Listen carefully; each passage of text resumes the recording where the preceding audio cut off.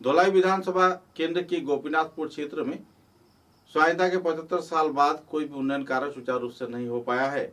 मुद्दे को लेकर आवासीय क्षेत्र के लोग काफी नाराज हैं। उनका कहना है कि 598 नंबर गोपीनाथपुर इलाके में यातायात के मार्ग नहीं है, ना ही स्वास्थ्य परिसेवा है, ना ही सरकारी परियोजना का कोई लाभ इलाके के लोग उठा पाए हैं। टूटे हुए पुल के चलते उन्हें हर रोज यातायात में परेशानी होती है। बाढ़ के दौरान तथा बारिश के दिनों में छात्र छात्रा स्कूल नहीं जा पाते। आवासीय क्षेत्र के गांव के लोग खरीदारी में भी नहीं जा सकते, यहाँ तक कि मरीज को भी लेकर नहीं जा सकते। परेशानी के कगार में जी रहे लोगों ने मतदान से परे रहने का निश्चय किया है। अगर जल्द से जल्द इस क्षेत्र में सेतु का संस्कार नहीं किया गया तो ये लोग मतदान से भी परे रहेंगे।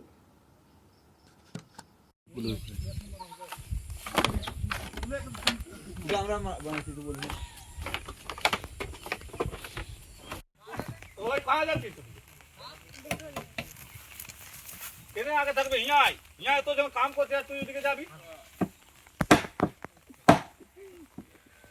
देख तुका बस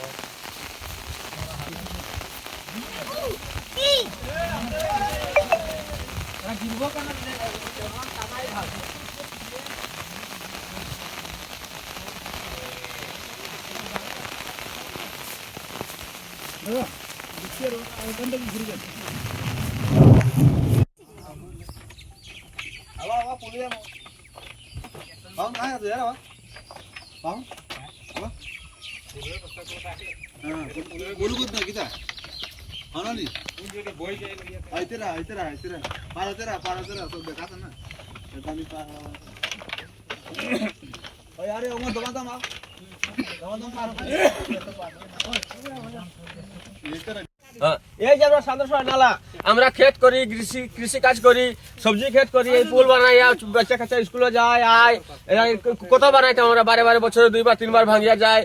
বন্যা বড় বৃষ্টিপাত হইলে এটা বাইয়া যায় গিয়া, আবার আমরা ভাঙিয়া যায় গিয়া, তো একবার ভাঙিয়া যায় গিয়া, পুলটা বড় ধরনের বৃষ্টি হলে পুলটা যায় গিয়া, আবার আমরা বানাইতে লাগে। আমরা কৃষি কাজ করবো, সবজি খেতে কাজ করবো না, পুলটা বানাইমু। আমরা ভোট দিতে দিতে শেষ। সরকার কতবার, সরকার বনের কতবার যার, কত এমএলএ আর মন্ত্রী, আর আমরা খালি ভোট চার, ভোট দিই, আর ভোট দিতেও থাকি, আর এখনো দিব তো দিতেও থাকি, আর কিন্তু আমরা রাস্তার আর পুল আর কিছু হর না। মন্ত্রী এমএলএ আইলে কইব ভোট দিব, আর ভোট পারে গেলে বসে আবার ভুলাই যাব। আমরা খেয়ালই নাই তারা। কতবার আমরা কইয়া গেল মন্ত্রী, আর বানাইবো কয় বাকি বানাই না আমরা লাগে ফুল। তো কি কারণ আমরা কি মানে আমরা এমন যে আমরা অত জঙ্গল জায়গা হইয়া আমরা কেউ দেখভাল করে না, এটা সরকারের কাছে দাবি আছে যে আমাদের 598 নম্বর গোপীনাথপুর এলপি স্কুলে আমাদের ভোট কেন্দ্র, কিন্তু আমরা ভোট যাওয়ার সময় কি তার এনি টাইম আসা যাওয়ার সময় আমার অনেক অসুবিধা হয়। এখানে আপ ডাউন করাও বহুত মুশকিল হয়। এখানে আর যদি 10 কেজি মাল লইয়া যদি কোনো প্রকার লইয়া আমরা সবজি টবজি পার হই, পুল ভাঙিয়া আমরা পড়িয়া অ্যাক্সিডেন্ট হয়। আর কোনো সরকার বা কেউ পঞ্চায়েত মেম্বার তার কোনো প্রকারের দেখাশোনা করা যায় নাই। সাংবাদিক মহোদয়, আমাদের এখানে প্রচুর ঘনবসতি আছে।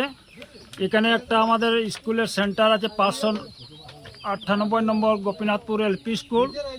এই যে দার্বির যে একটা গ্রুপ, এই গ্রুপের সমস্ত ভোটার এখানে 598 নম্বর এলপি স্কুলে। বারিশার সময় এই যে দেখছেন আপনি যে একটা বাসের যে ব্রিজ, এই ব্রিজটা ভাঙার পরে যাতায়াতের অনেক অসুবিধা হয়, এবং কোনো সময় মানুষ এটা জলের সাঁতার দিয়ে এপার থেকে ওপার পার হইতে পারা যায়।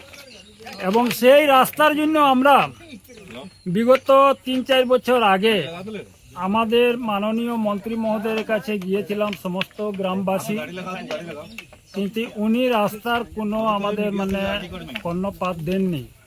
এখানে একটা প্রধানমন্ত্রী সড়ক যোজনার রাস্তা আছে, এখান থেকে আরও 1200 মিটার পূর্বে যাওয়ার কথা, কিন্তু এই 1200 মিটারের জন্য আমরা অনেক মানুষ মন্ত্রী মহোদয়ের কাছে গিয়েছিলাম, উনি কোনো আমাদের সুযোগ সুবিধা দেননি। এই বলিয়া আমি আমার বক্তব্য শেষ করলাম।